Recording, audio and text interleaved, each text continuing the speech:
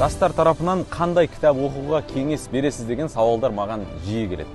Менің жауабым, өзіңізге дәл қазір не қажет, соны ғана оқыңыз. Бір керегі болып қалар, досым мақтады, елдің бәрі оқып жатыр екен деген критериймен кітап сатып алушы болмаңыз.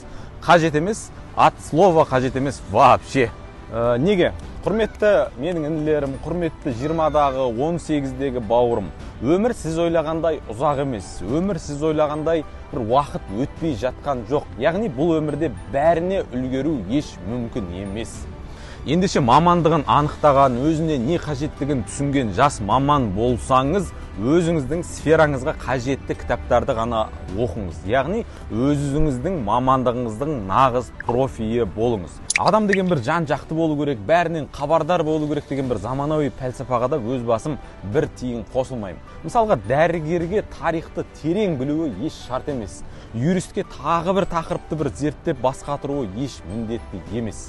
Егер сіздің бір кәсіби облыстыңызға қатысты әлденені білмегеніңізді, біреу осыны да білмейсің ба деп сізді қылжақ қылса, бірден айтыңыз оттамасын.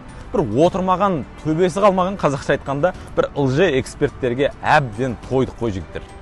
Өз кәсібіміздің нағыз профессионалы болайықшы жігіттер. Өмірде орнын білген әрқайсымызға Алланың рахметі.